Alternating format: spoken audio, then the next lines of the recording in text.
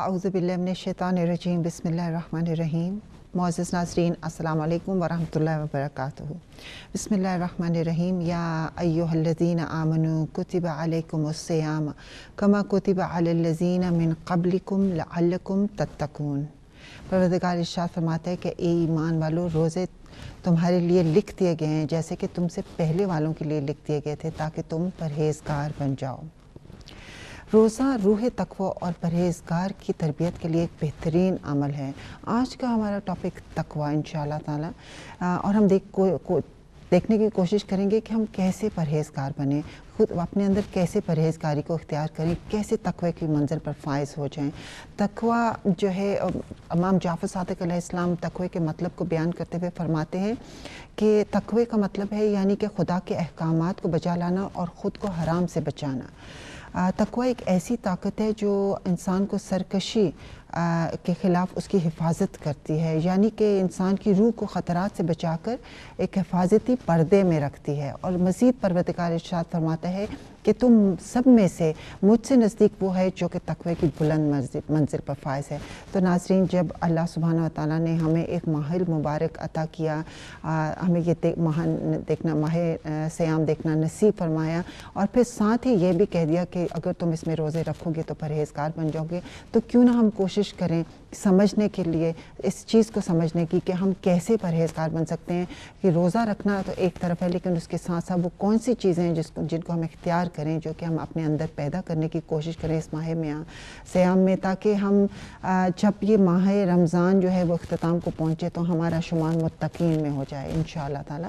بس ناظرین، اپنی گفتگو کو آگے بڑھاتے ہیں۔ آئیے میں آپ کا تعارف کراؤں۔ میرے ساتھ موجود ہیں محترمہ سیدہ فرحت حسین صاحبہ، السلام علیکم ورحمۃ اللہ وبرکاتہ۔ وعلیکم السلام ورحمۃ اللہ۔ اور ان کے ساتھ آج کے ہمارے مہمان محترمہ طلعت حسن، السلام علیکم ورحمۃ اللہ وبرکاتہ۔ وعلیکم السلام۔ محترمہ طلعت حسن سے آپ کی پہلے بھی ہمارے پروگرام میں ملاقات ہو چکی ہے، لیکن میں شاید صحیح سے تعارف نہیں کرا سکی۔ تو یہ آرٹ ٹیچر ہیں اور یہ بحرین سے تشریف لائی ہیں، تو ہم نے ان کو آج بھی زحمت دی ہے اور ہم ان کا شکریہ ادا کرتے ہیں کہ آج بھی ہمارے پروگرام میں یہ تشریف لائیں اور اپنا قیمتی وقت نکالا۔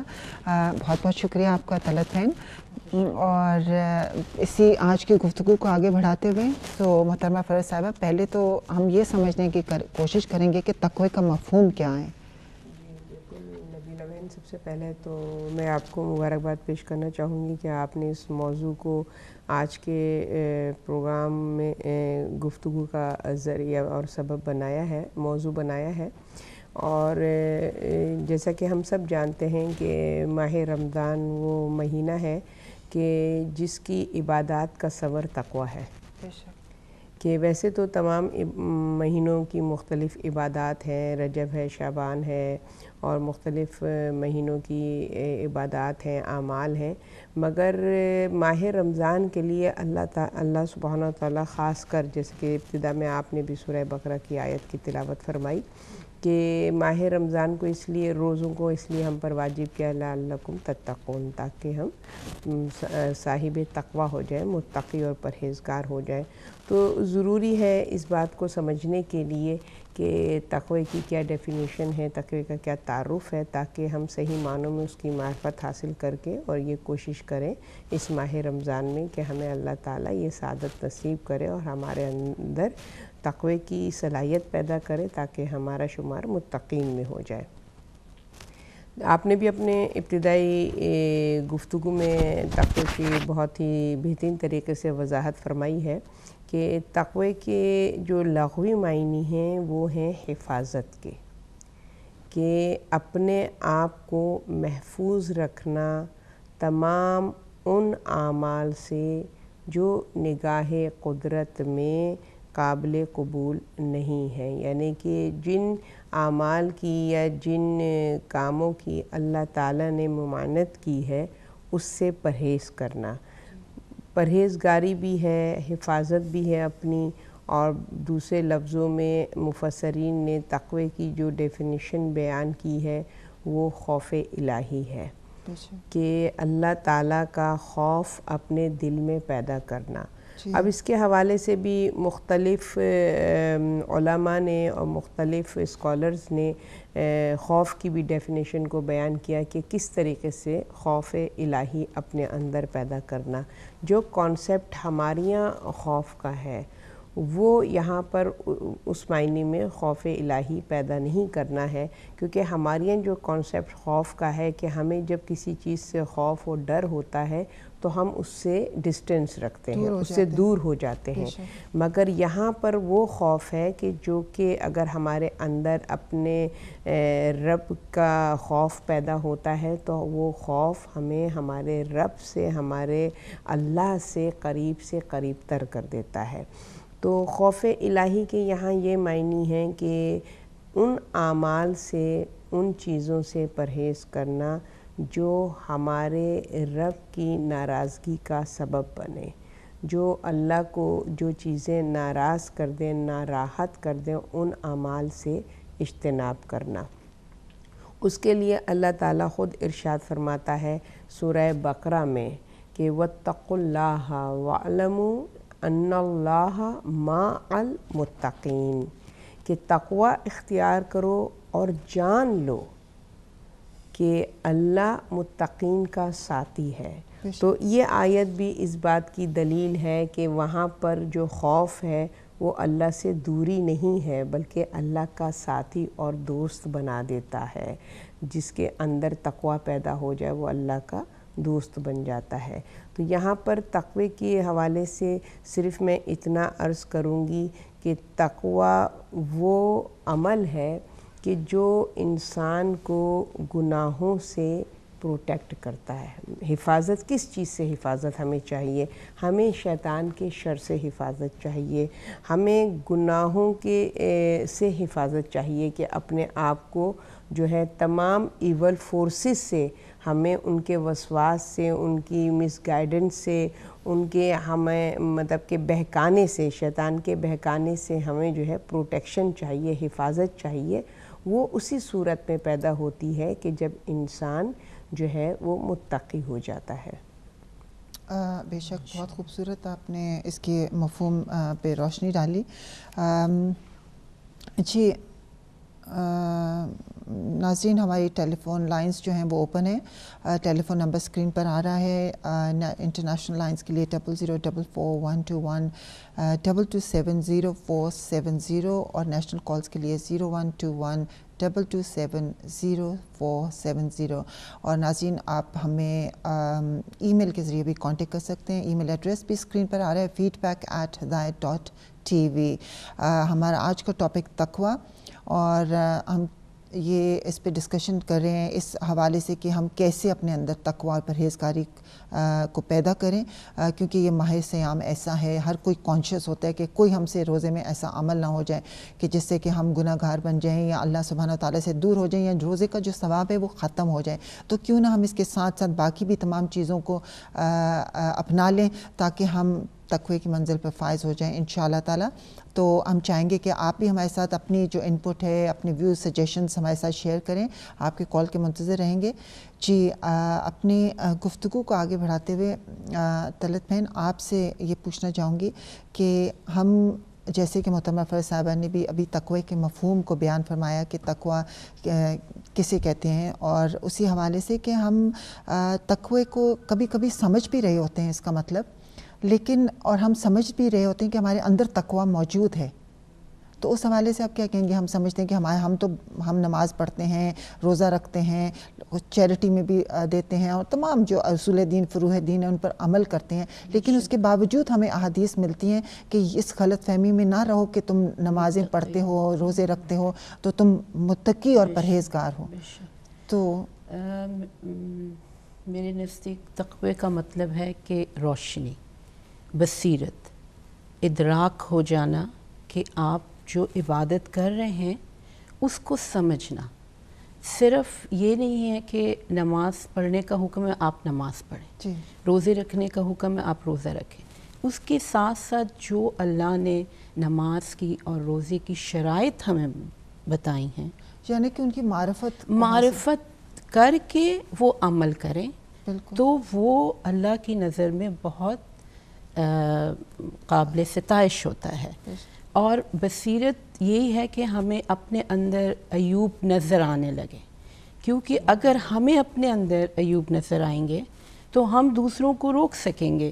لیکن اگر ہمیں اپنے اندر ہی کی معرفت نہیں پتہ ہے اور ہم بس دوسروں کے عیوب دیکھنے کے بالکل، تو وہ ہمیں ادراک نہیں ہوگا. تو میرے نزدیک ایک چھوٹی سی مثال دیتی ہوں. جیسے آپ کسی کمرے میں داخل ہوں اور اگر اس ادھر لائٹ نہیں ہے تو آپ کو ادھر کچھ نظر نہیں آ رہا، لیکن آپ کو پتہ ہے کہ سب چیز، لیکن آپ کو نظر نہیں آ رہا ہے. اسی طرح تقویٰ ہمارے اندر وہ روشنی پیدا کر دیتا ہے جو ہمیں اعمال کی آگہی ہو جاتی ہے کہ ہمیں واقعی یہ عمل جو ہم کر رہے ہیں اس کا کتنا مقام ہے. تو جو اللہ نے جیسے کہا ہے کہ اعمال کے ساتھ نیت کا بہت دار و مدار، یعنی اسی کے اوپر بیس ہے، تو ہم اس کو سمجھ کے وہ عمل کرتے ہیں تو وہ یقیناً قابل ستائش اللہ کی نظر میں ہے. بے شک، کیونکہ اللہ سبحانہ وتعالیٰ بھی کہتے ہیں نا، جب انسان نے خود کو پہچان لیا تو گویا اس نے مجھے پہچان لیا. تو یہ اب ہم آگے بڑھتے ہوئے اگر ہم سورہ بقرہ کی جو پہلی 5 آیات ہیں، یا ہم کہیں گے 2 سے جو 5 تک جو آیات ہیں، پہلا تو حروف مقطعات ہیں، الف لام میم سے شروع ہوتی ہے سورہ. لیکن جو دوسری آیت ہے اس میں پروردگار ارشاد فرماتے ہیں کہ ذالک الکتاب لا ریب فیہ ھدی للمتقین. یہ وہ باعظمت کتاب ہے جس میں کوئی شک و شبہ نہیں، جو پرہیزگاروں کے لیے ہدایت کی بنیاد ہے. تو کل بھی ہم نے جیسے قرآن مجید کے حوالے سے گفتگو کی، اور ہم نے اسی سے ہم نے اپنی گفتگو کا آغاز بھی کیا کہ یہ قرآن مجید جو ہے یہ پرہیزگاروں کے لیے کتاب ہدایت ہے، اور ہم اس وقت تک راہ راست پر نہیں آ سکتے جب تک کہ ہم ہدایت نہ پا جائیں، اور ہمارے لیے ہدایت جو ہے وہ قرآن مجید کے ذریعے ہمیں مل سکتی ہے. تو یہاں بھی دیکھیں پروردگار ارشاد فرما رہے ہیں کہ پہلے اس نے ہمیں کتاب دی، اس کے بعد ہمیں احکام بتائے کہ اب تم ان پر عمل کرو. تو یہاں بھی پہلے ہمیں کتاب کا ذکر کیا اور پھر کہا کہ متقین، کہ تم متقین بن جاؤ، کہ وہ تمہیں متقی بنا دے گی. تو اس کے حوالے سے میں چاہوں گی کہ اگر آپ اس کی تھوڑی وضاحت فرما دیجئے.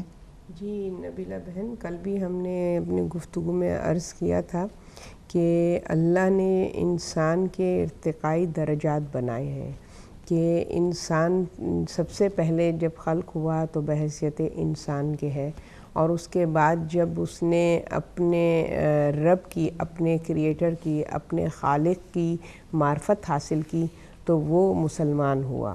اور پھر اس کے بعد جب اس نے اپنے رب کی معرفت کو، یعنی کہ پہچان لیا کہ میرا پیدا کرنے والا کون ہے، تو اس کے بعد اس نے پیدا کرنے کے سبب کی طرف متوجہ ہوا. پہلے تو پہچانا کہ میرا کریٹر کون ہے، میرا رب کون ہے. تو جب اس نے پہچانا تو کلمہ توحید پڑھا، اس کی وحدانیت کا اقرار کیا تو مسلمان ہو گیا. اس کے بعد جب اس نے اس رب کی معرفت حاصل کی تو اس نے یہ سوچا کہ میرے کریشن کا سبب اور ریزن کیا ہے. جب وہ سبب کی طرف کیا، کہ جیسے کہ سورہ مومنون میں بھی اللہ تعالیٰ ارشاد فرماتا ہے، کیا تم یہ سمجھتے ہو کہ ہم نے تمہیں بے مقصد خلق کر دیا ہے اور تمہیں پلٹ کے ہماری طرف نہیں آنا ہے. تو جب انسان نے اس طرف فکر کی کہ میرے کریشن کا، میرے پیدا کرنے کا سبب کیا ہے، تو اس کے وہ احکامات نظر آئے، پھر اس کو وہ اصول دین نظر آئے، پھر اس کو وہ فروع دین نظر آئے. تو جب وہ فروع دین کی طرف متوجہ ہوا تو اللہ تعالیٰ نے کہا کہ اب فقط مسلمان نہیں ہو، اب تم صاحب ایمان بھی ہو. اب جب مخاطب ہوا، پہلے یا ایھا الناس کہہ کے مخاطب ہوا، پھر اس کے بعد جب اس نے خطاب کیا تو مسلمین کہہ کے خطاب کیا. اس کے بعد جب انسان اور اپنی بلندی کی طرف رفعت کرنے لگا تو پھر یا ایھا الذین آمنوا کہہ کے مخاطب ہوا ہے. اور اس کے بعد جب اس سے انسان نے جب اپنے فروع دین کی طرف متوجہ ہوا، اپنی خلقت کے، اپنی کریشن کے ریزن کو، مقصد کو پا لیا کہ میرا مقصد کیا ہے، اطاعت خداوندی ہے، یعنی ایک خاص گول کے لیے، ایک خاص مقصد کے لیے اللہ تعالیٰ نے مجھے خلق کیا ہے اور مجھے اس پہ عمل پیرا ہونا ہے. تو جب اس نے عمل کے میدان میں قدم رکھا، تو پھر عمل کے میدان میں جب اس نے قدم رکھا تو پھر اس میں شک و شبے کی گنجائش نہیں رہی، کیونکہ پھر یقین کی منزل پر وہ آتا ہے۔ اور جب یقین کی منزل پر آتا ہے تو آپ دیکھیے سورہ بقرہ میں اللہ سبحانہ و تعالیٰ نے سب سے پہلے جس چیز کو مینشن کیا ہے وہ کیا ہے؟ الف لام میم تو حروف مقطعات ہے نا، پھر کیا کہا ہے؟ ذالک الکتاب لا ریب فیہ، یعنی اس کتاب کی جس میں کوئی ڈاؤٹ نہیں ہے، کوئی شک نہیں ہے، یقین کامل ہے، یہ کلام الہی ہے۔ تو پہلی چیز جو اللہ تعالیٰ نے سب سے پہلے جو مینشن کی ہے وہ کیا ہے کہ یقین، کہ اگر تمہارے پروردگار پر یقین کامل ہے تو پھر یہ وہ رفت ہے، یہ انسانی وہ منزل ہے انسان کے کمال کی کہ پھر ھدی للمتقین، پھر یہ کتاب جو ہے ان لوگوں کے لیے جو ہے وہ ہدایت ہے، اور وہی لوگ اس کتاب سے استفادہ حاصل کریں گے، ہدایت یافتہ ہوں گے جو تقوی کی منزل پر ہوں گے، اور تقوی کے لیے یقین کا ہونا بہت ضروری ہے۔ ماشاءاللہ جی، لیکن ابھی جیسے آپ نے کہا کہ جن کے اندر یقین ہوگا وہی اس کتاب کو سمجھ سکیں گے۔ بے شک بے شک۔ تو یقین کی منزل یعنی کہ اس کا مطلب کہ ایمان ان کے اندر ہو تو پھر یقین کی منزل پیدا ہوگی اور پھر وہ اس کتاب کو سمجھ سکیں۔ بالکل، دیکھیے کہ ایمان اور یقین لازم و ملزوم ہے نا۔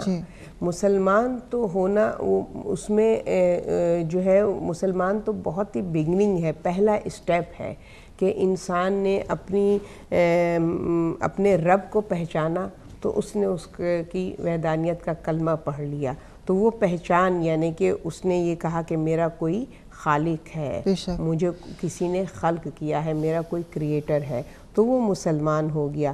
اب اس کے بعد اس نے جب خالق کو پہچانا تو خالق کے احکامات کی طرف متوجہ ہو، پھر خالق کی جب معرفت اس نے حاصل کی تو پھر اس نے دیکھا کہ میرا خالق، میرا رب مجھ سے کیا چاہتا ہے۔ جب اس کی طرف وہ متوجہ ہوا تو یہ ہے ایمان کی منزل۔ جیسا کہ سورہ اعراف میں بھی اللہ تعالیٰ، سورہ الحجرات میں بھی اللہ تعالیٰ ارشاد فرماتا ہے کہ جب وہ گروہ رسول خدا صلی اللہ علیہ وسلم کے پاس آیا اور کہا کہ ہم ایمان لے آئے تو فوراً وہی آ گئی کہ اے نبی ان سے کہہ دو کہ یہ ایمان نہیں لائے ہیں بلکہ یہ اسلام لائے ہیں، کیونکہ کلمہ پڑھنا ایمان نہیں ہے، کلمہ پڑھنا اسلام ہے۔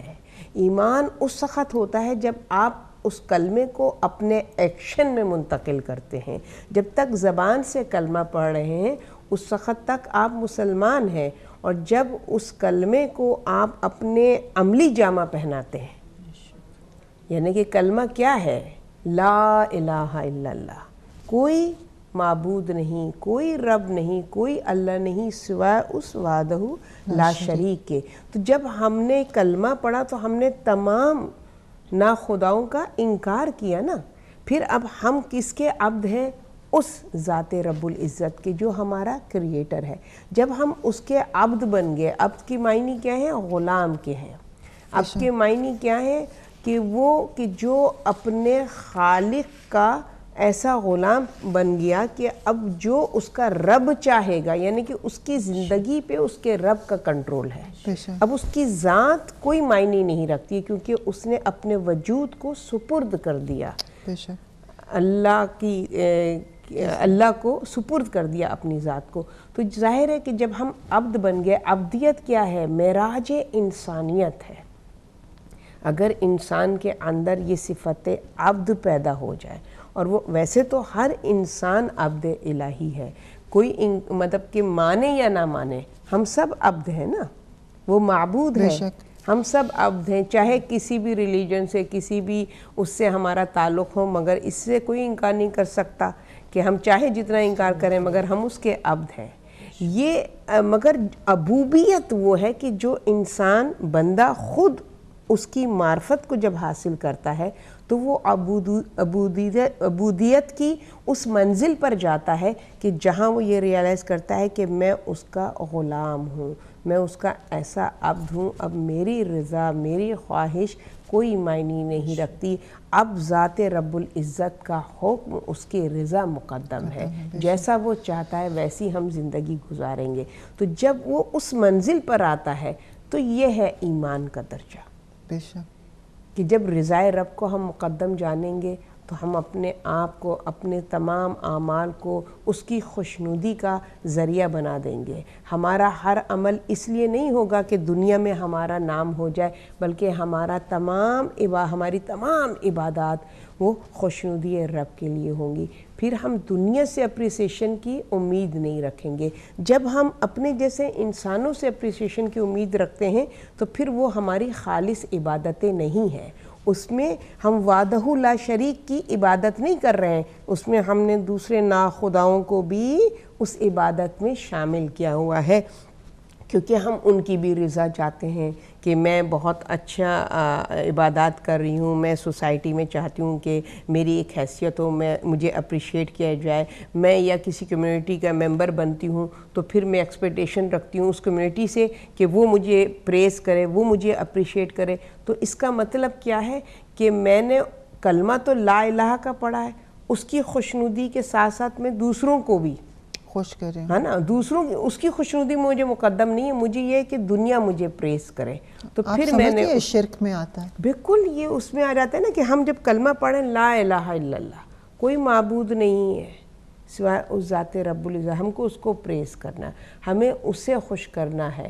تو پھر ہم اس کی ذات کو فوکس کریں گے، اس کی رضا کو فوکس کریں گے، چاہے دنیا ہمیں پریز کرے یا نہ کرے، ہمارے لیے وہ کوئی معنی نہیں رکھتی ہے. بس ہمیں یہ معلوم ہونا چاہیے کہ ہمارا رب ہمیں پریز کر رہا ہے، ہمارا رب ہمیں اپریشیٹ کر رہا ہے، ہمارا رب ہم سے خوش ہے. جیسے کہ سورہ الحجرات میں بھی اللہ تعالیٰ جب تقوی کی گفتگو فرماتا ہے تو وہ کیا ارشاد فرما رہا ہے؟ اِنَّ أَكْرَمَكُمْ عِنْدَ اللَّهِ أَتْقَاكُمْ، ہے نا، ان اللہ علیم الخبیر.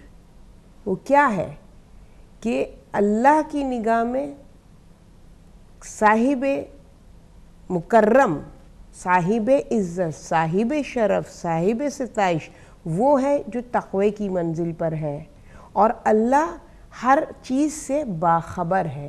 یہاں لفظ باخبر استعمال کرنے کا مطلب کیا ہے؟ یعنی تم کو جتانا نہیں ہے اپنے عمل کو.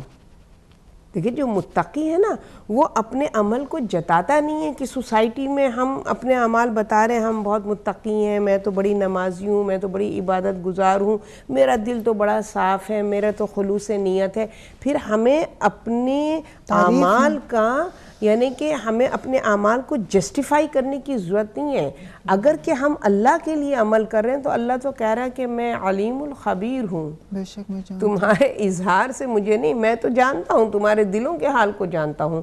تو جب ہمیں اللہ کو فوکس کرنا ہے تو پھر ہمیں اپنے اعمال کو جسٹیفائی کرنے کی یا دنیا کے سامنے شو آف کرنے کی ضرورت نہیں ہے. جہاں شو آف ہے پھر وہاں پہ تقوی نہیں ہے، وہاں ریاکاری ہے.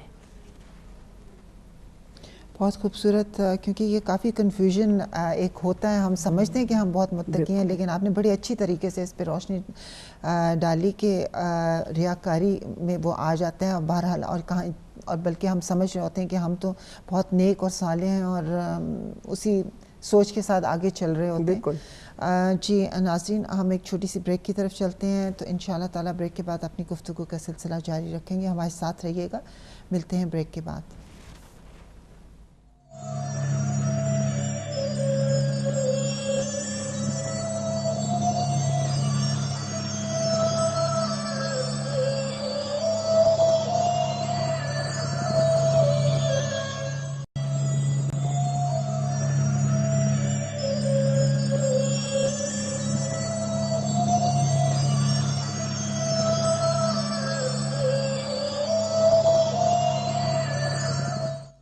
السلام علیکم ورحمۃ اللہ وبرکاتہ. ویلکم بیک ناظرین.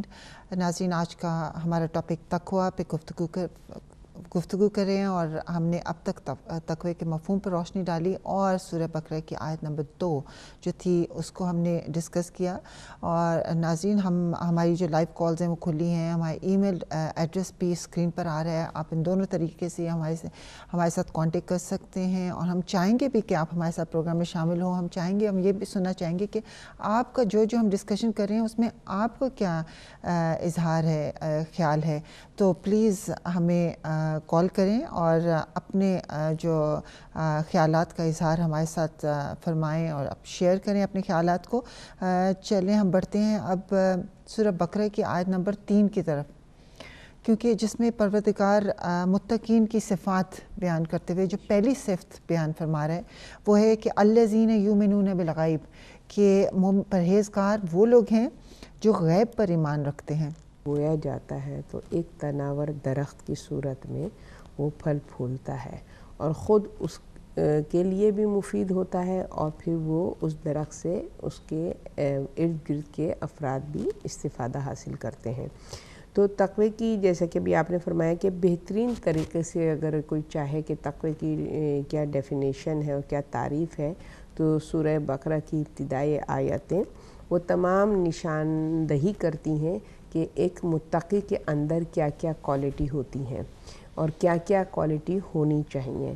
تو سب سے پہلی جو صفت متقی کی ہے کہ جو کہ بیس ہے، ہم نے کہا یقین کے اوپر، کہ جو کچھ پیغام حق اس تک پہنچا ہے اس پر وہ یقین کامل رکھے، اور جب وہ یقین کامل رکھتا ہے تو پھر یہ کلام الہی اس کے لیے، اس کی ہدایت کے لیے اس کا رہنمائی اور رہبر اور ہادی بن جاتا ہے۔ اس کے لیے ضروری ہے کہ ہمیں یقین کامل ہونا چاہیے۔ اب جب یقین کی منزل پہ انسان آتا ہے اور ہدایت پانے لگتا ہے تو اس کا جو پہلا اسٹیپ ہے، اس کا پہلا اسٹیپ ہے کہ غیب پر ایمان لانا، کیونکہ جب رسول خدا صلی اللہ علیہ وآلہ وسلم نے اللہ کی توحید کا اعلان کیا اور لوگوں کو، مشرکوں کو اور کافروں کو دعوت ایمان، دعوت اسلام دی، دعوت حق دی، تو انہوں نے کیا کہا؟ پہلا ان کا جو آبجیکشن تھا وہ یہ تھا کہ اس رب کو کہ جس کی تم عبادت کرتے ہو اور جس کی عبادت کے ہم کو تلقین کر رہے ہو، اس رب کو ایک دفعہ ہمیں دکھا دو، کہ اگر تمہارا رب ہمارے نظروں کے سامنے آ جائے، ہم اس آنکھ سے تمہارے رب کو دیکھ لیں گے تو ہم ایمان لے آئیں گے۔ تو اللہ سبحانہ و تعالیٰ نے علم غیب کو، یعنی کہ جو نگاہوں سے اوجھل ہے، مگر چونکہ زبان رسالت نے اس کی طرف ہمیں دعوت دی ہے، تو ہم اللہ کے اس پیغمبر اور اس ہادی اور اس نبی کی بات پر ایمان رکھتے ہوئے، جس کو خود لوگوں نے صادق اور امین کے لقب سے نوازا ہے، تو بغیر بظاہر اللہ کو اپنی اس ظاہری آنکھ سے نہیں دیکھتے ہوئے بھی ہم نے اللہ کی توحید پر، اللہ کے وجود کا، اللہ کی ذات کا اقرار کیا۔ تو یہ متقی کی صفت ہے کہ ان سین چیز پر، کہ جس کو ہم نے بظاہر ان ظاہری آنکھ سے نہیں دیکھا۔ یہ اور بات ہے کہ جب آپ کی انڈرسٹینڈنگ اور آپ کا علم اور آپ کا ایمان اس درجے پر آ جاتا ہے تو پھر آپ یہ کہہ سکتے ہیں کہ میں ایسے خدا کی عبادت نہیں کرتا کہ جس کو میں دیکھ نہ سکوں۔ جیسے مولا کائنات حضرت علی مرتضیٰ علیہ السلام نے جب لوگوں سے یہ کہا کہ میں اس خدا کی عبادت نہیں کرتا کہ جس کو میں دیکھ نہیں سکتا، تو لوگوں نے کہا کہ یہ تو کفر بک رہے ہیں، اللہ کہاں نظر آ سکتا ہے۔ تو پھر مولا نے پھر ارشاد فرمایا کہ ظاہر ہے، یہ ظاہری آنکھ میں اتنی استعداد نہیں ہے کہ اس رب کو دیکھ سکے جو لا مکان لا زمان ہے، جسم و جسمانیت سے مبرہ ہے۔ میں نے تو دل کی آنکھ سے دیکھا سبحان ہے، اللہ۔ اور دل کی آنکھ اس سخت روشن ہوتی ہے، جیسے طلعت بہن نے بھی ارشاد فرمایا کہ تقویٰ جب انسان کے اندر آتا ہے تو تقویٰ ایک روشنی ہے، وہ نور ہے کہ جس نور سے انسان اپنے رب کا دیدار کر سکتا ہے، اس کو دیکھ سکتا ہے۔ اس کے لیے ضروری ہے کہ وہ نور ہمارے قلب میں منور ہو۔ تو ویسے ظاہر ہے کہ اس آنکھ سے ہم اپنے رب کو نہیں دیکھ سکتے، مگر ہمیں یقین کامل ہے کہ اس کائنات کا خلق کرنے والا ہے، ہمیں خلق کرنے والا رب ہے، خالق ہے، جو جسم و جسمانیت سے مبرہ ہے، جو وحدہ لا شریک ہے، کہ جو سورہ توحید نے جس کا کامل طریقے سے جس کا تعارف پیش کیا ہے۔ سبحان اللہ۔ جی طلعت بہن، آپ کی طرف آتے ہوئے آپ اس حوالے سے کیا اظہار خیال فرمائیں گے؟ فرحت بہن نے بہت اچھا ذکر کیا کہ واقعی جو غیب ہے اس طرف لوگوں کو یقین دلانا، اور یہ پیغمبر اسلام کا اتنا بڑا کارنامہ ہے کہ آپ اس جاہل دور میں انہوں نے دعوت اسلام دی اور لوگوں نے قبول کی، اور وہ اب کے ہم جو انسان ہیں وہ تو بہت ہی خوش قسمت ہے، بہت اس کو علم ہر جگہ سے حاصل ہو سکتا ہے، اور اب بہت آسانیاں ہیں کہ ہم اپنے ایمان کو قوت بخشیں، بے شک، اور اسی طرح ہم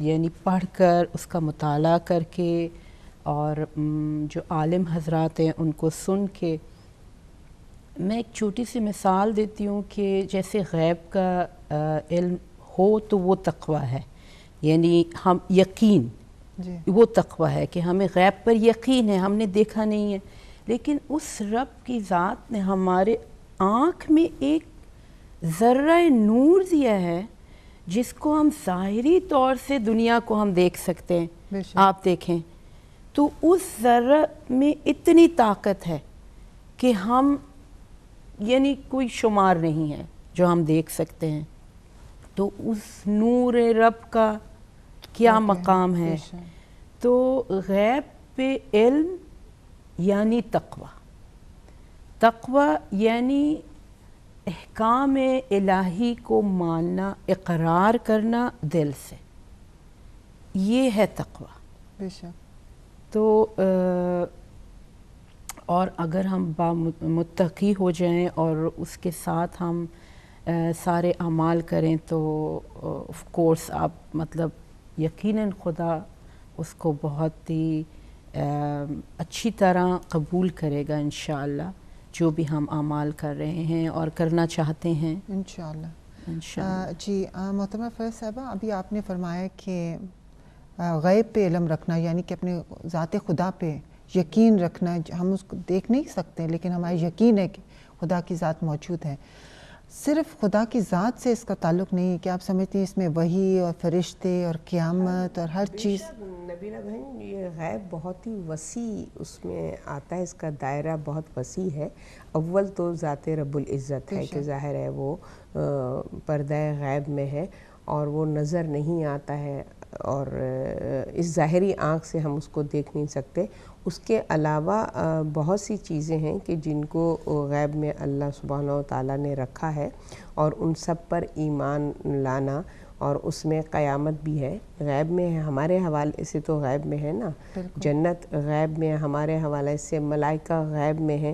اگر دیکھیں تو ایک طویل لسٹ ہے، اور پھر سب سے بڑی بات کہ فی زمانہ ہم اس دور میں ہیں کہ جہاں پر ہمارے وقت کا امام پردہ غیب میں ہے، تو اگر ہمارا غیب پر ایمان نہیں ہے تو ان سب چیزوں کے ہم منکر ہیں، اور جب ہم نے ان کا انکار کر دیا تو ظاہر ہے کہ ہم دائرہ اسلام سے خارج ہو گئے ہیں، کہ یہ اللہ کی ذات ہے، اور اللہ نے جن جن چیزوں کو پردہ غیب میں رکھا، یہ اس کی مسرت ہے۔ حضرت خضر کو غیب میں رکھا ہوا ہے، حضرت الیاس کو غیب میں رکھا ہوا ہے، بہت سے انبیاء و مرسلین کو اس نے غیب میں رکھا ہے، اور حضرت عیسیٰ کو رکھا ہوا ہے، اصحاب کہف کو رکھا ہوا ہے، یعنی کہ ظاہر ہے کہ حالانکہ آپ دیکھیے کہ ذات رب العزت کو تو ہم نہیں دیکھ سکتے، وہ غیب ہے جو عین غیب ہے، جس کو ہم کبھی بھی نہیں دیکھ سکتے ان آنکھ سے، مگر باقی جتنے بھی غیب ہیں ان سب کو ہم وقت کے حوالے سے قیامت کو ہم دیکھ سکیں گے، ہے نا۔ جنت کو انشاءاللہ اگر عمل ہے خیر رہا ہمارا، اور اللہ سبحانہ تعالیٰ کی عنایت رہی، اور اس نے ہمارے اعمالوں کو، جو کہ انشاءاللہ یقین کامل ہے کہ جو سچے دل سے کلمہ توحید پڑھتے ہیں ان پر اللہ جنت کو واجب کر دیتا ہے، اور یہ اور بات ہے کہ ہم جو بھی ہم سے گستاخیاں اور جو بھی ہم سے بدعمالیاں ہو جاتی ہیں، اللہ ہمیں جو ہے وہ توفیق دے کہ ہم ان کو درست کریں، اور اگر ہمیں یہ توفیق نہیں بھی نصیب ہوئی تو ان کی سزائیں پانے کے بعد پھر ہم سے وعدہ ہے جنت کا ضرور۔ یہ اور بات ہے کہ وہ عالم برزخ بہت ہی شدید سفر ہے اور بہت ہی دشواریاں ہیں، تو یہ ہے جو ہم اطمینان کر لیتے ہیں۔ اس حوالے سے بھی میں کہوں گی نبیلہ بہن کہ ہم جو یہ یقین ہے، بے شک اس میں کوئی شک بھی نہیں ہے کہ جس نے کلمہ توحید پڑھ لیا اس پہ جنت واجب ہو گئی ہے، بے شک وہ جنت میں جائے گا، مگر اس کے جو گناہ ہیں ان کی سزا، کیونکہ وہ عادل ہے نا، وہ عادل ہے۔ تو ہمارے تو اصول دین میں جو ہے اللہ کی توحید کے بعد عدل آتا ہے، تو وہ عادل ہے، تو یہ ممکن نہیں ہے کہ جو مطیع و فرما بردار ہیں وہ بھی ڈائریکٹ جنت میں چلے جائیں گے، اور جو اس کے نافرمان کلمہ گو ہیں مگر بے نمازی بھی ہیں، بے روزہ دار بھی ہیں، اور بھی جنہوں نے گناہ کیے ہیں، گناہ کبیرہ اور صغیرہ، تو وہ بھی جنت میں چلے جائیں گے۔ تو یہ تو اس کے عدل پہ انسان جو ہے وہ نعوذ باللہ یہ غلط قسم کا ایک تصور ہے، مگر یہ کہ ظاہر ہے کہ ہمیں جو بھی ہم بدعمالیاں کریں گے، بدعملیاں، ان کی سزا ہمیں ہے۔ تو امام مولا خود ارشاد فرماتے ہیں کہ وہ جو سزائیں ہیں وہ اتنی شدید ہیں، اتنی شدید ہیں کہ ہمارے رسول بھی ہمارا چاہتے ہیں اور ہمارے ائمہ بھی چاہتے ہیں کہ جو ہمارے چاہنے والے ہیں ان سزاؤں سے بچ جائیں۔ اس لیے بار بار تلقین ہے کہ اپنے آپ کو گناہ سے بچاؤ، اپنے اندر تقوی پیدا کرو، تاکہ تم یہاں سے ڈائریکٹ اس جنت کی طرف چلے جاؤ جو خاص اللہ سبحانہ و تعالیٰ نے متقین کے لیے۔ سورہ زخرف میں اللہ فرماتا ہے کہ جنت جو کہ اللہ سبحانہ و تعالیٰ کی نعمتوں سے پر ہے، وہ کن کے لیے ہے؟ متقین کے لیے ہے۔ بالکل، اور ائمہ طاہرین کا ارشاد ہے، مجھے اب یاد نہیں کہ اس معصوم سے یہ حدیث منسلک ہے کہ روز محشر تو ہم تمہاری شفاعت کے لیے موجود ہوں گے، لیکن قبر اور برزخ کے عذاب کے لیے خود کو تیار جو عالم برزخ ہے اس میں ہم خود اپنے اعمال کے جواب دہ ہیں، وہاں پر ہمارے کسی قسم کی کوئی ہیلپ، کوئی سفارش نہیں ہے، اس میں ہمیں اپنے اعمال ہیں، یا وہ ظاہر ہے اپنے اعمال ہی ہیں کہ جو ہمیں وہاں پہ ہمارے لیے ذریعہ نجات بن سکیں گے، ہمارے گناہوں اور ہمارے عذابوں کو وہ کم کر سکیں گے۔ وہ کیا ہیں؟ وہ اعمال ہیں کہ جو ہم خود کر کے اپنے ساتھ لے جائیں گے، یا جن کی ہمارے اعمالوں کے اثرات ثواب جاریہ کی صورت میں دنیا میں رہ جائیں گے، پیچھے جو اولاد چھوڑی۔ بالکل جی، اس کے کہ دوسرے نقطے کی طرف، اسی آیت کے تیسرے کے پہلے تو ہے الذین یؤمنون بالغیب۔ جی، اس سے پہلے کہ ہم دوسرے پوائنٹ کی طرف چلیں، ہمارے ساتھ کالر ہیں۔ جی السلام علیکم۔ السلام علیکم۔ میں ام فاطمہ بول رہی ہوں ڈنمارک سے۔ پہلے تو آپ سب لوگوں کو بہت بہت سلام اور رمضان کی بہت بہت مبارکباد ہو۔ خیر مبارک۔ اور یہ پروگرام بہت اچھا، سارے پروگرامز بہت بہت اچھے چل رہے ہیں، میں فالو کر رہی ہوں۔ بس یہ کہ اکثر یہ ہوتا ہے کہ لائن تھرو نہیں ہو پاتی ہے، اس لیے میری بات نہیں ہو پاتی آپ لوگوں سے، ورنہ دل چاہتا ہے فیڈ بیک دینے کا۔ بہت اچھے پروگرام، سارے بہت سیکھنے والے، بہت سمجھنے والے۔ اپنا نام بتانا چاہیں گے؟ گناہوں کے حوالے سے پوچھنا چاہ رہی تھی محترمہ فرحت صاحبہ سے کہ ہم لوگ اتنے گناہ گار ہیں، کوشش کرتے ہیں، بار بار دل میں یہ ظاہر خیال گناہ گار ہیں، اس لیے یہ خیال بار بار بھی آتا ہے کہ ہم اس دنیا میں اپنی مرضی سے آئے ہی نہیں ہیں، بالکل خدا نے اپنی مرضی سے ہمیں بھیجا ہے، اور خدا کو پتا ہے کہ ہم جس مٹی سے، جس خمیر سے بنے اس میں ہر وقت گناہ ہے۔ اور جب حضرت آدم علیہ السلام جو نبی ہوتے ہوئے وہ نہیں بچ سکے شیطان کے بہکاوے سے، پھر ہمارے لیے کتنا مشکل ہے، بہت زیادہ، حتی الامکان کوشش کرتے ہیں، اس کے باوجود بہت مشکل ہوتا ہے۔ اور جب یہ سنتے ہیں کہ اس کی اتنی سخت سزا ہوگی، اس گناہ کی اتنی سخت سزا ہوگی، اس گناہ کی اتنی سخت سزا ہوگی، تو دل کانپنے لگتا ہے کہ کس طرح بچ سکیں، کس طرح بچیں کہ پھر، اور زمین یہ ہے کہ چاہے کتنے بھی ہم نیک ہوں، لیکن زمین پھر بھی ہمیں اتنا زور سے دبائے گی کہ ایک دفعہ تو زبردست جھٹکا ضرور دے گی۔ تو میں یہ جاننا چاہتی ہوں بہت زیادہ کہ پروردگار ہمیں کوئی ایسا ائمہ علیہ السلام کے راستوں پہ چلتے ہوئے، رسول خدا صلی اللہ علیہ وسلم کے اسوہ حسنہ پہ چلتے ہوئے کس طرح کوئی دل کو تسلی دینے والی کوئی ایسی بات ہو کہ ہم جس چیز میں ہمارا کوئی یہ عمل دخل نہیں کہ ہم اپنی مرضی سے آئے ہیں، اور پھر بھی یہ کہ گناہ کا مادہ بھی ہمیں بہت زیادہ ہے، کس طرح ہم بچیں کہ میں تو ایک جھٹکے سے بہت ڈرتی ہوں، میں ایک پن کی تکلیف برداشت نہیں کر سکتی اپنے جسم پہ. تو جب یہ سوچتی کہ مرنے کے بعد بے انتہا شدید سزائیں ہوں گی، تو اس بات پہ اگر ذرا تھوڑی سی وضاحت کریں تو بہت بہت شکر گزار ہوں گی. اور پروگرام بہت بہترین ہے، جاری رکھیں. جزاکم اللہ خیر. خدا آپ سب کی پوری ٹیم کو بہت بہت مبارک ہو رمضان والے کی. انشاءاللہ پھر بات ہوگی. مبارک، آپ کو بھی مبارک ہو. جزاکم اللہ خیر. بہت خوبصورت سوال انہوں نے کیا. جی ہمارے ساتھ کالر ہیں. السلام علیکم. وعلیکم السلام. جی اپنا نام بتانا چاہیں گے؟ میں معذرت چاہتا ہوں، آپ سے انیس صدر بات کر رہا ہوں میں. اچھا اچھا، جی جی فرمائیے انیس بھائی. آپ نے آج جو ٹاپک لیا ہے تو میں یہ سمجھتا ہوں کہ یہ ٹاپک اتنا خوبصورت ہے جسی کو انتہا نہیں. اور حقیقت یہ ہے کہ تقوی کے موضوع پہ اگر بات کی جائے تو کم سے کم 1 گھنٹہ چاہیے. اور بلکہ اس کے لیے یہ ہے کہ بہت آپ وقت چاہیے ہوگا کہ تقوی کو سمجھایا جا سکے. میں صرف اس سلسلے میں ایک بات کرنا چاہوں گا آپ سے کہ وہ یہ ہے کہ تقوی کے کئی درجات ہیں. حصول نجات تقوی پر موقوف ہے. تقوی کے بغیر انسان آخرت کے نقصان سے محفوظ نہیں رہ سکتا، اور تقوی کے بغیر بلند درجات کا حصول ناممکن ہے. اور تقوی کے ہر مرتبے کے لیے علیحدہ علیحدہ ریاضت کرنی پڑتی ہے. جیسے کہ آپ نے یقیناً نجم العظم میں پڑھا ہوگا، حضرت امیر المومنین علیہ السلام نے عثمان بن حنیف کو ایک خط لکھا تھا جو نجم العظم میں شامل ہے. اور اس کا ترجمہ یہ ہے کہ، اور یہ میں آپ کو ریفرنس بھی دے سکتا ہوں، نجم العظم مطلب 45 میں ہے. اور میری توجہ تو صرف اس طرف ہے کہ میں تقوی الہی کے ذریعے اپنے نفس کو بے قابو نہ ہونے دوں، تاکہ اس دن کو جب خوف حد سے بڑھ جائے وہ مطمئن رہے اور پسندنے کی جگہوں پر مضبوطی سے جمع رہے. یہی دین کا راستہ اور صراط مستقیم ہے. حقیقت یہ ہے کہ تقوی کے مختلف مراحل ہیں.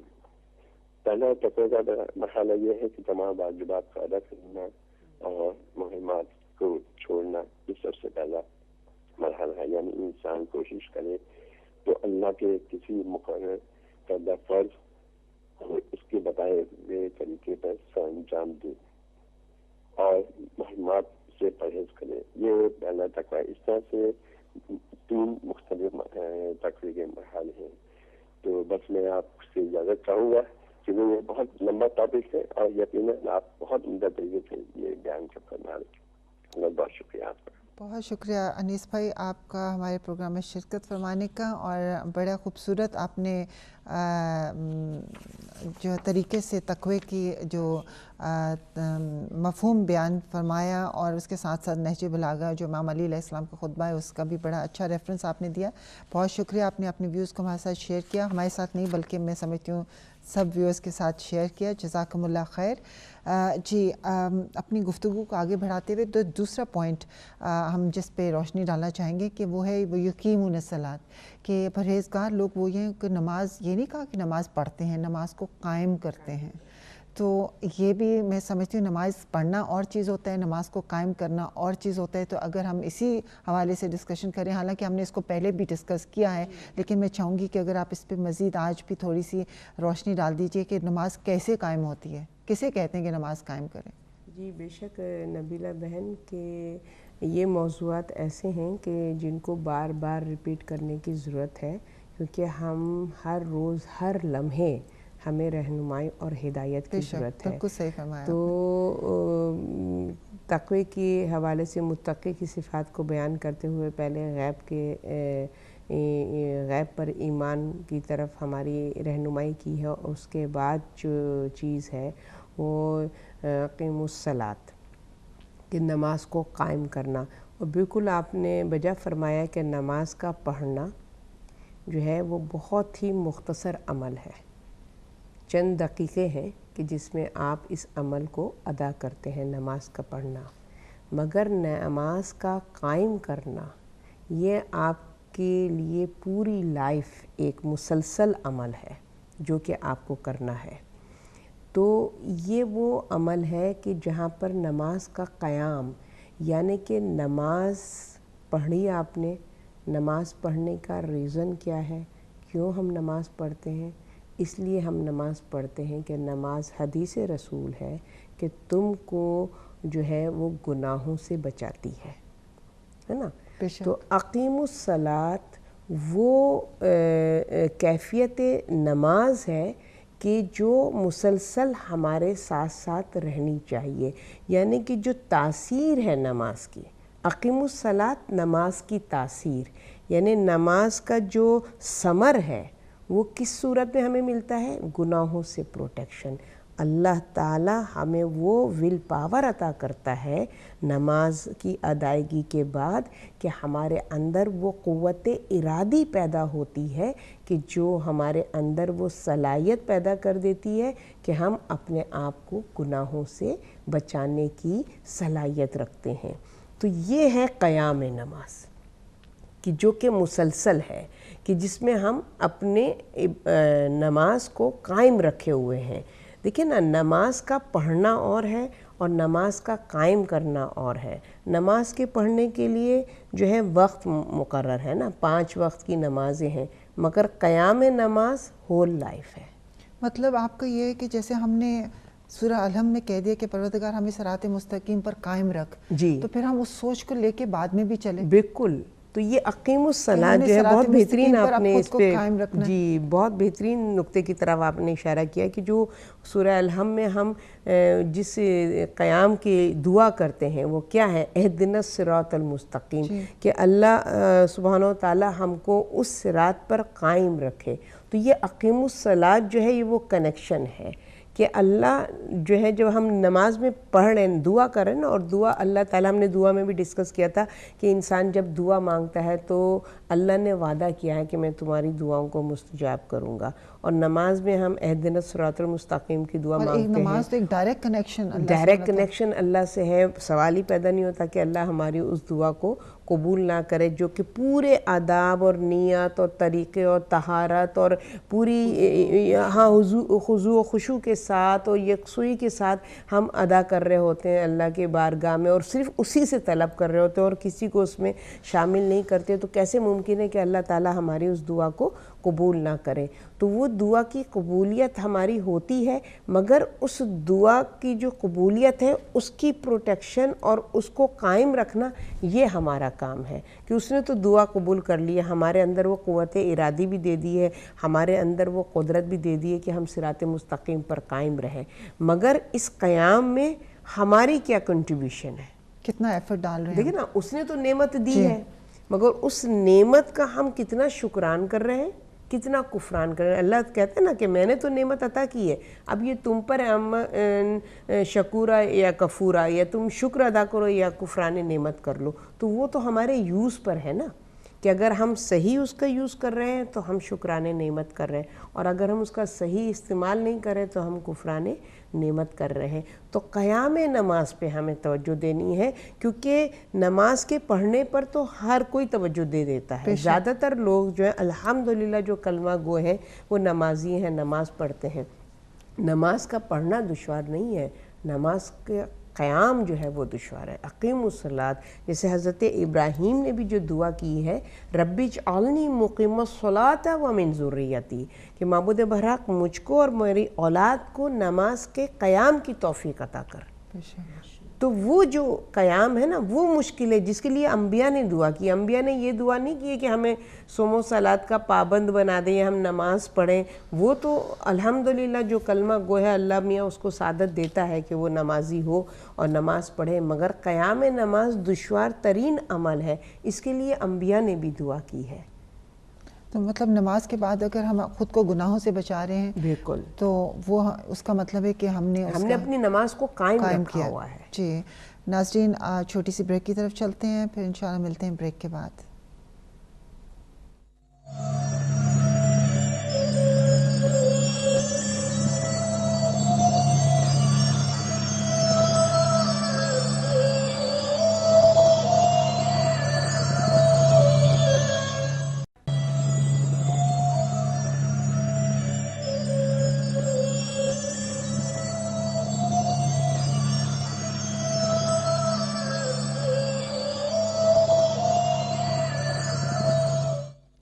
अस्सलाम वालेकुम वरहमतुल्लाहि वबरकातुहू। वेलकम बैक नाज़रीन।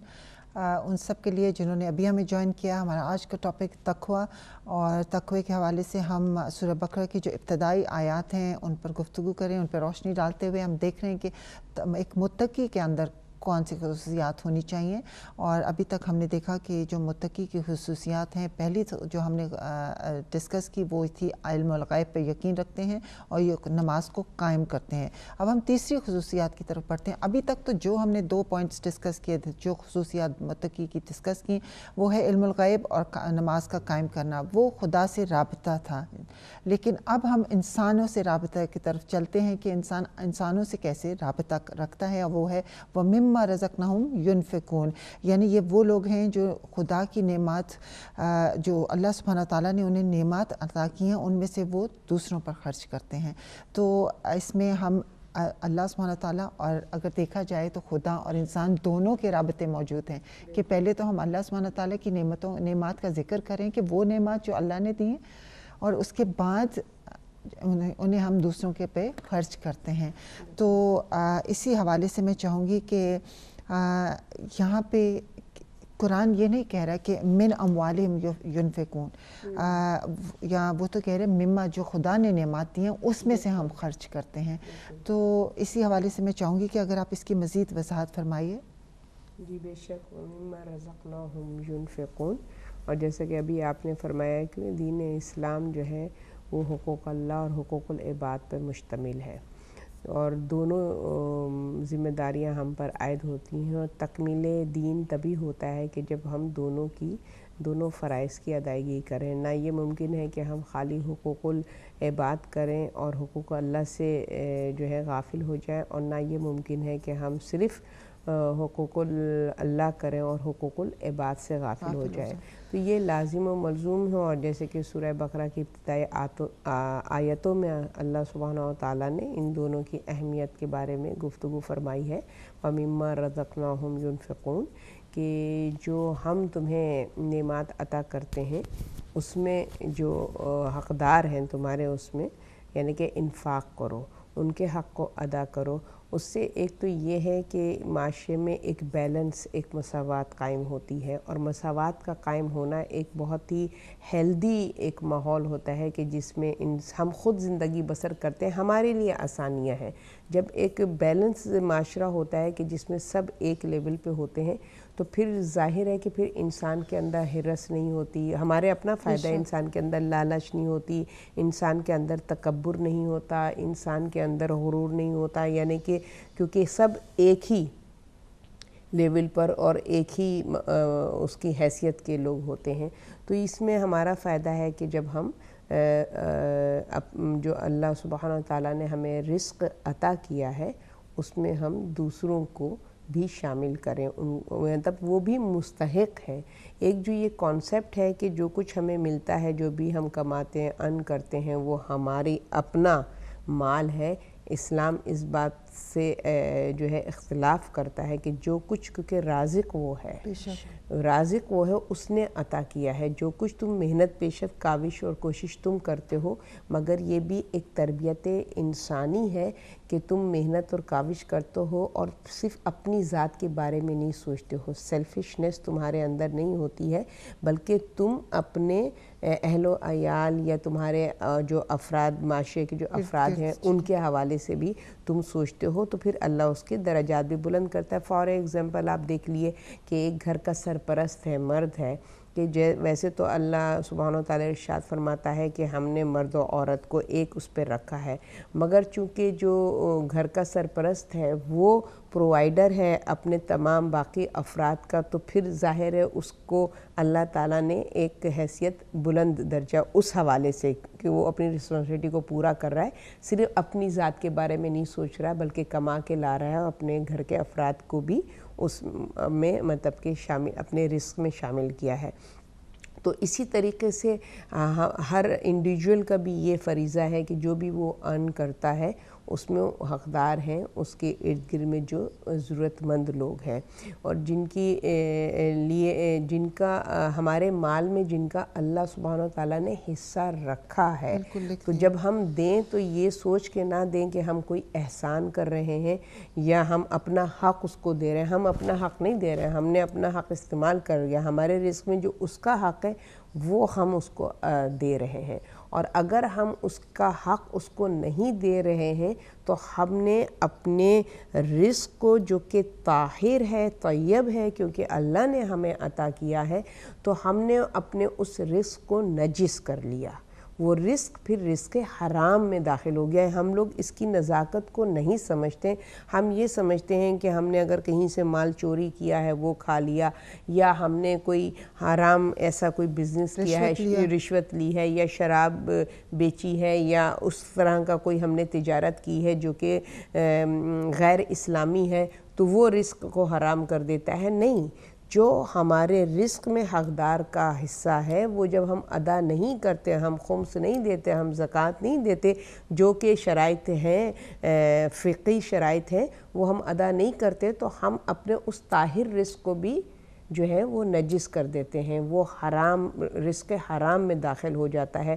اور رزق حرام کے لیے اللہ سبحانہ وتعالیٰ نے اپنے کلام الہی میں کتنی تنبیہ کی ہے. احادیث رسول ہمیں ملتی ہیں کہ جس میں جو ہے رسول خدا صلی اللہ علیہ وسلم ارشاد فرماتے ہیں کہ جو انسان رزق حرام کماتا ہے اور اپنے رزق کو طیب و طاہر رکھتا ہے، تو وہ جو لقمہ اس سے کھاتا ہے اس لقمے کا اجر و ثواب نوافل نمازوں کی 1000 رکعت نماز سے زیادہ ہے. بے شک. آپ اس سے دیکھ لیے کہ رزق حلال کی کتنی اہمیت ہے اور اس کی کتنی برکات ہے.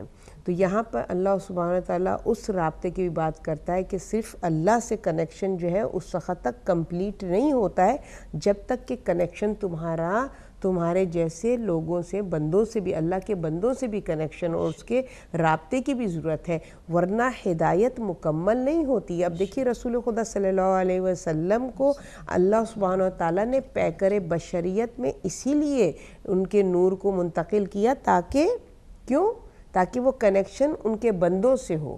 صرف اللہ سے کنیکشن سے ہدایت مکمل نہیں ہوتی تھی، کیونکہ ہدایت بندوں کی کرنی تھی، لہٰذا بندوں سے بھی رابطے کی ضرورت تھی. اسی لیے انسانوں کو جو دین اسلام میں حقوق اللہ اور حقوق العباد کو لازم و ملزوم قرار دیا ہے. بے شک. آپ کا خیال ہے کہ اس سے مراد دوسروں پہ خرچ کرتے ہیں، یعنی کہ خمس اور زکوٰۃ ہے؟ بالکل. خمس و زکوٰۃ کے علاوہ، یعنی کہ جو ہم رزق ہے، اب ہم دیکھتے ہیں کوئی ضرورت مند ہے اور کوئی حاجت مند ہے، تو اب ہم رزق خمس و زکوٰۃ ہم نے دیا ہے، مگر بینگا مسلم اور انسانیت کا یہ تقاضا ہے کہ اگر کوئی ضرورت مند ہے تو پھر ہمارا اس سچویشن میں ہمارا جو مال ہے اس کا بھی حق بن جاتا ہے کہ ہم اس کی ضرورت کو پورا کریں. یہ انفاق ہے جو کہ تقوی کی نشانی ہے. جیسے ہم کہہ رہے ہیں نا کہ ہم آج تقوی کے حوالے سے گفتگو کر رہے ہیں اور خواہش یہ ہے کہ ہم متقی بن جائیں، تو یہ چیزیں، یہ اعمال ہیں کہ جو ہمیں متقی بنا سکتے ہیں. جی بہت خوبصورت آپ نے طریقے سے بیان فرمائی اس کی تشریح. طلعت بہن آپ کی طرف آتے ہوئے، جیسے کہ ابھی میں نے ذکر کیا کہ اسی وَمِمَّا رَزَقْنَاهُمْ يُنْفِقُونَ کہ پروردگار یہ وہ لوگ ہیں، پرہیزگار وہ لوگ ہیں، وہ پرہیزگار لوگ وہ ہیں کہ جو خدا کی دی ہوئی نعمات کو دوسروں پہ خرچ کرتے ہیں. تو کیا آپ کا خیال ہے کہ اس سے مراد صرف مال و دولت ہے یا اس میں اور بھی چیزیں شامل ہیں؟ ظاہری طور سے تو مال و دولت آپ دوسروں پہ صرف کرتے ہیں، لیکن سلوک جو ہے وہ بھی بہت اہم ہے، کیونکہ اگر آپ اپنا سلوک اچھا کریں گے تو وہ بھی ایک معاشرے کی اصلاح میں مددگار ثابت ہوگا، اور لوگوں کی نظر میں آپ ایک مثالی ہوں گے. اور یہ آپ ایک سبق دے رہے ہیں سب کو اخلاق پہ، کہ آپ اخلاقی ادوار کو رکھتے ہوئے معاشرتی نظام کو صحیح کرنا ہے ہم نے. تو انسان فرد واحد کوئی بھی عمل کرنا بہت آسان ہے، لیکن معاشرتی حوالے سے اس کا عمل، یعنی اس کو معاشرے کو شامل کرتے ہوئے اپنے ساتھ جو بھی عمل ہے اس میں معاشرے کو شامل کرے تو یہ بہت اس کا اعلیٰ عمل ہوگا اللہ کی نظر میں.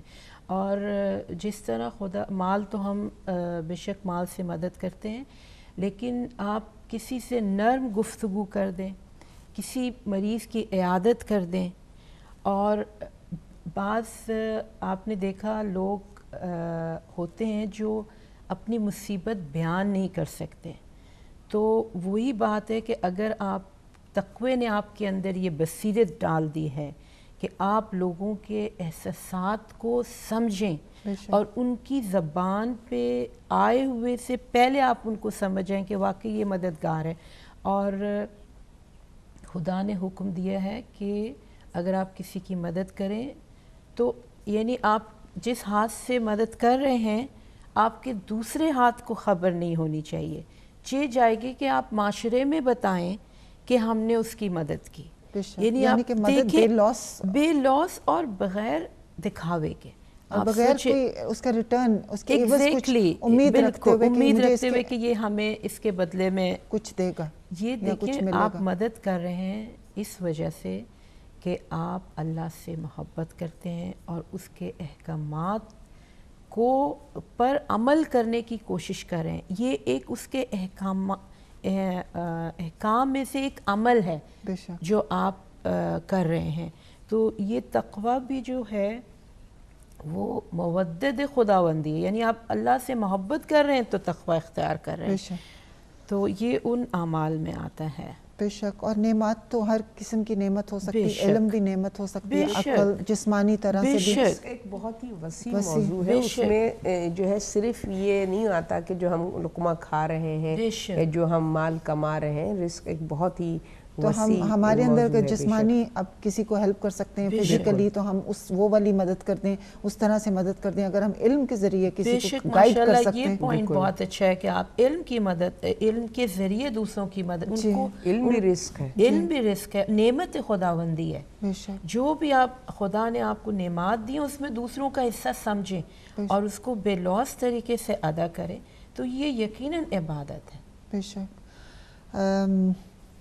اس کے بعد والی جو ایک اتنا وقت نہیں ہے کہ ہم اس کے بعد والی جو آیت ہے اس کو ڈسکس کریں، کیونکہ اس کا والذین یؤمنون بما انزل الیک وما انزل من قبلک، اسے پہ ہم نے پہلے بھی روشنی ڈالی کہ یہ وہ لوگ ہیں جو کچھ آپ پر نازل ہوا اس کو وہ آپ اور جو ان سے پہلے نازل ہوا اس پر ایمان رکھتے ہیں. تو یہ ہم نے ایمان بالغیب میں ڈسکس کر لیا تھا. لیکن وہ بالآخرۃ ہم یوقنون، یہ آخری صفت جو پرہیزگاروں کی بتائی گئی ہے کہ وہ آخرت پر ایمان رکھتے ہیں. کیونکہ ہمارے میں بہت سے لوگوں کا یہ بھی کانسیپٹ ہوتا ہے کہ اللہ سبحانہ تعالیٰ نے ہمیں دنیا میں بھیجا ہے اپنی زندگی کو انجوائے کرنے کے لیے ہمیں بھیجا، ہمیں سزا کے لیے نہیں بھیجا، ہمیں سخت قسم کی یا تکلیف میں زندگی گزارنے کے لیے نہیں بھیجا.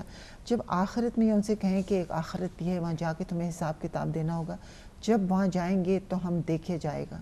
ہمیں پتہ بھی نہیں ہے کہ وہ آخرت ہے کہ نہیں. کچھ لوگوں کا، بہت سوں کا نہیں ہے، لیکن کوئی ایسا تو میں چاہوں گی کہ اگر آپ اس کی بھی وضاحت فرما دیں تاکہ وہ ایک کانسیپٹ اگر کسی کے اندر یہ خیال بھی آیا تو وہ بھی کلیئر ہو جائے.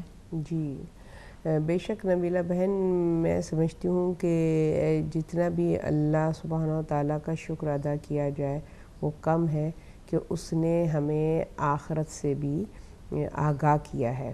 اور یہ اس کا آخرت سے آگاہ کرنا ہمارے لیے اس کی نظر کرم ہے کہ جو ہمارے ان ارادوں کو کہ جو نافرمانی کی طرف ہمارے قدم جاتے ہیں اس سے روکتی ہے. کہ جب ہمیں آخرت کا، روز قیامت کا خیال آتا ہے تو پھر ہمیں وہ ڈے آف ججمنٹ یاد آتا ہے کہ جس میں اللہ سبحانہ تعالیٰ نے اپنے کلام الہی کی ابتدائی سورہ میں، سورہ الحم میں جو سورہ افتتاح بھی ہے، جس میں اللہ سبحانہ تعالیٰ جب اپنی رحمانیت کا ذکر کرا کہ بسم اللہ الرحمن الرحیم الحمدللہ رب العالمین الرحمن الرحیم مالک یوم الدین، تو وہاں پہ اس نے رحمان اور رحیم کی صفت کو پہلے بیان کیا ہے کہ بے شک اس نے نعمتیں عطا کی ہیں، وہ رحمان بھی ہے اور وہ رحیم بھی ہے. اور رحیم یعنی کہ وہ مغفرت بھی کرے گا. جو ہم نافرمانیاں کریں گے اس کی مغفرت بھی کرے گا، مگر اس کے ساتھ پھر کیا کہہ رہا ہے؟ مالک یوم دین. یہ نہ سمجھو کہ میں رحمان ہوں اور میں رحیم ہوں، میں مغفرت کر دوں گا بس، تمہیں جو ہے وہ زیادہ وہ پریشان ہونے کی ضرورت نہیں ہے. مالک یوم دین اسی لیے کہا گیا ہے کیونکہ جیسے کہ ابھی آپ نے بھی اس طرف اشارہ کیا ہے کہ ہم لوگوں میں تو یہ ہے نا کہ ہم جب کوئی بھی بات کرتے ہیں، کوئی بھی عمل کرتے ہیں تو ہم فوراً کہہ دیتے ہیں کہ جیسے غیبت کر دی، توبہ توبہ اللہ معاف کرے، اللہ غفور رحیم ہے، معاف کر دے گا. ہمارے ہر گناہ پر ہم اس طریقے سے پردہ ڈال دیتے ہیں، اللہ غفور رحیم ہے، معاف کر دے گا. تو جب ایسی سوچ رکھنے والے بھول جاتے ہیں کہ جہاں وہ غفور الرحیم ہے، مالک یوم دین بھی ہے، اس دن کا مالک ہے، اس دن کا مالک ہے، ڈے آف ججمنٹ کا مالک ہے، حساب و کتاب کا مالک ہے، جہاں ہمارا اعمال نامہ ہمارے ہاتھ میں ہوگا اور ہمارے اعضاء و جوارح ہمارے اگینسٹ وٹنس ہوں گے. کہ یہاں تو ہم اپنے آپ کو وہ کر دیتے ہیں نا، یہاں تو ہر گناہ پہ ہم پردہ ڈال دیتے ہیں، وہاں پہ ہماری آنکھ ہمارے خلاف بولے گی، ہماری زبان ہمارے خلاف بولے گی، ہمارا ہاتھ ہمارے خلاف بولے گا. کیسے ہم غافل انسان ہیں کہ ہم جو ہیں وہ اس یوم دین سے غافل ہیں، اس آخرت کے دن سے غافل ہیں جس کا آخرت پہ یقین ہے. اگر ہمارا آخرت پہ یقین اور ایمان ہے تو ممکن ہی نہیں ہے کہ ہم اپنے گناہوں پر ملامت نہ کریں یا ہم اپنے گناہوں پر توبہ استغفار نہ کریں اور اپنے بک آف ایکشن کو درست نہ کریں اس سے پہلے کہ وہ وقت آ جائے کہ جب ہمارے ہاتھ میں کچھ نہ رہ جائے. یعنی جب ہم عمل کے قابل نہ ہوں، ہم ڈیڈ باڈی ہو جائیں، خاک میں جا کر خاک ہو جائیں. تو ہمیں مطلب کہ اگر ہم غافل نہیں ہوں گے، یوم آخرت سے غافل نہیں ہوں گے، تو بے شک پھر ہم اپنے آپ کو ان تمام گناہوں سے، بدکاریوں سے روکیں گے جو ہمیں یوم آخرت ڈے آف ججمنٹ میں ہمارے لیے خجالت کا سبب بنے، ہمارے لیے کف افسوس ملنے کا سبب بنے اور ہمارے چہرے جو ہیں وہ خوف اور دہشت سے سیاہ ہو رہے ہوں. بے شک. اور ویسے بھی قیامت پہ یقین رکھنا تو میرا خیال میں کہ انسان کو گناہوں سے بچاتا بھی ہے، کیونکہ ظاہر ہے اس کا خوف رہے گا. ہمارے پاس بہت کم وقت ہے اور میرے پاس ایک آخری سوال بھی تھا اور ہمارے پاس دوسرے ہمارے جو ویورز ہیں ان کے بھی سوال، ان کا تو ایک ہی سوال ہے. چلیں ہم ان کا پہلے جواب دے دیتے ہیں، اس کے بعد اگر وقت ہوا تو میں چاہوں گی کہ ایک میں آپ سے پوچھنا چاہ رہی تھی لیکن شاید ہم اسی میں ہی کور کر لیں کہ مدیہ بہن ڈینمارک سے انہوں نے کہا ہے کہ انہوں نے پوچھا کہ ہم اتنے گناہ گار ہیں اور اسی حوالے سے انہوں نے تھوڑی سی گفتگو کی تھی کہ ہم اپنی مرضی سے دنیا میں آئے بھی نہیں ہیں، تو ہم خود کو گناہوں سے کیسے بچا سکیں؟ یہ ان کا سوال تھا. وہ کہتی ہیں کہ میں دنیا میں ایک جھٹکے سے بھی اتنا ڈرتی ہوں، اس کو بہت محسوس کرتی ہوں، تو میں کیسے وہ تمام تکالیف جیسے کہ ہم نے ذکر بھی کیا تھا، یہاں ہم سننے بھی آیا ہے کہ قبر کا عذاب خود اٹ سیلف جان کنی کی سٹیج جو ہے، کہتے ہیں کہ وہ اتنی سخت ہوگی، پھر قبر کا عذاب، پھر برزخ کا. تو جی بالکل بجا فرمایا کہ جہاں تک میں بھی ان کے سوال کو سمجھی تھی کہ انسان کو اللہ سبحانہ و تعالیٰ نے مٹی سے پیدا کیا اور اس کے اندر خاصیت رکھی ہے کہ وہ جو ہے وہ شر پسندی کی طرف زیادہ وہ اس کا جھکاؤ ہوتا ہے اور انبیاء و مرسلین سے بھی ترک اولا ہوا ہے. تو ہماری کیا حیثیت ہے؟ اس میں کوئی شک نہیں کہ ہمارے اندر اللہ سبحانہ و تعالیٰ نے دونوں خاصیتیں رکھی ہیں. ہمیں یہ نہیں بھولنا چاہیے کہ صرف فجور ہمارے اندر نہیں ہے، اللہ نے تقوی کی بھی صلاحیت رکھی ہے. وَنَفْسٍ وَمَا سَوَّاهَا فَأَلْهَمَهَا فَجُورَهَا وَتَقْوَاهَا کہ اللہ نے ہمارے نفس کے اندر جہاں فجور ہے تو وہاں تقوی بھی رکھا ہے تاکہ ہم جو ہیں وہ متقی ہو جائیں اور اپنے اندر جو فجور کا عنصر ہمارے اندر ہے وہ تقوی سے ہم اس کو جو ہے وہ طیب و طاہر کر دیں، پاک و پاکیزہ کر دیں. اسی لیے اللہ سبحانہ تعالیٰ جانتا تھا کہ ہم جو ہیں وہ ہمارے اندر چونکہ فجور ہے اور ہم خطا کر سکتے ہیں، ہم خطا کار بھی ہیں، ہم خطا کر بھی سکتے ہیں، اس لیے اس نے سلسلہ ہدایت کو ہمارے لیے جو ہے وہ بھیجا اور ہادی و مرسلین آئے اور انہوں نے ہماری رہنمائی کی ہے، ہدایت کی ہے. بے شک ہم اپنی مرضی سے نہیں آئی ہیں، حکم رب ہے اور اس نے ہمیں یہاں بھیجا ایک مقصد کے لیے بھیجا. یہ ایکسکیوز نہیں ہے کہ ہم اپنی مرضی سے نہیں آئے ہیں تو ہم ظاہر ہے کہ ہم جس طریقے سے آزاد زندگی گزارے, نہیں, اس نے ایک مقصد کے تحت ہم کو بھیجا. ہم نے ابتدا میں بھی کہا بغیر ریزن کے اس نے ہمیں کریٹ نہیں کیا, اس کا ریزن ہے اور ہمیں اس کی طرف پلٹ کر بھی جانا ہے. اور اس نے جو بھی ہمارے اندر ہمارے خمیر میں ہمارے اندر جو بھی خامیاں بھی ساتھ ساتھ جو ہے ان کے لیے اس نے ایک گائیڈ لائن دی ہے, ہمارے لیے رہبر و ہادی بھیجیں کہ کس طریقے سے ہم اپنے ان عنصر کو, ان فجور کو ہم کس طریقے سے اپنے ختم کر سکتے ہیں اور تقوی کی طرف ہم جا سکتے ہیں. اور جیسے کہ ہم سب انسان خطا کا پتلا ہیں, اس میں کوئی شک نہیں ہے کہ متقی ہونا کوئی سہل اور آسان کام نہیں ہے. اس کے لیے پھر اللہ سبحانہ و تعالیٰ نے در توبہ ہمارے لیے, یہ اس کی کتنی بڑی نوازش ہے کہ جہاں ہمارے نفس میں فجور رکھا وہاں در توبہ بھی رکھا ہے. اگر در توبہ نہ رکھتا تو پھر ہم اللہ سے کہتے کہ بھئی اب ہم کیا کر رہے ہیں کہ ہم نے تو گناہ کیے ہیں, مگر اس نے در توبہ اسی لیے رکھا ہے تاکہ تم اپنے فجور کی اپنے اندر صلاحیت پیدا کرو کہ یہ گناہ ہے, یعنی گناہ کی معرفت ہو جائے گی, خود بخود تو تم اپنے آپ کو اس گناہ سے روکو گے. اور اگر شیطان کے شر میں آ کر, اس کے انفلوئنس میں آ کر تم نے گناہ کر بھی لیا تو آدم کی مثال تمہارے سامنے موجود ہے کہ ان کو کس طریقے سے ہم نے توبہ کر کے ان کی اس طرح کے اولاد کو ان کو ہم نے بخش دیا ہے.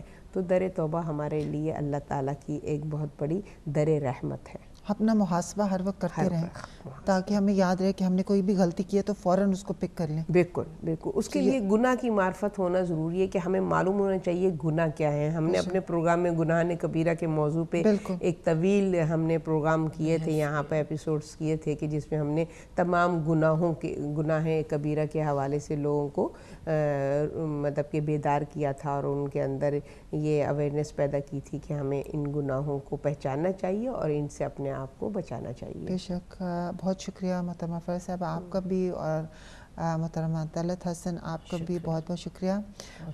آج بہت ہی بہترین انداز میں آپ نے اس ٹاپک پہ روشنی ڈالی, اور دعا کرتے ہیں کہ پروردگار ہمیں توفیق دے کہ جو کچھ ہم نے ڈسکس کیا ہے, جو کچھ سنا ہے, اس پہ ہمیں ہمارے اولاد کو توفیق دے کہ گھر والوں کو سب کو کہ ہم اس پہ عمل کر سکیں.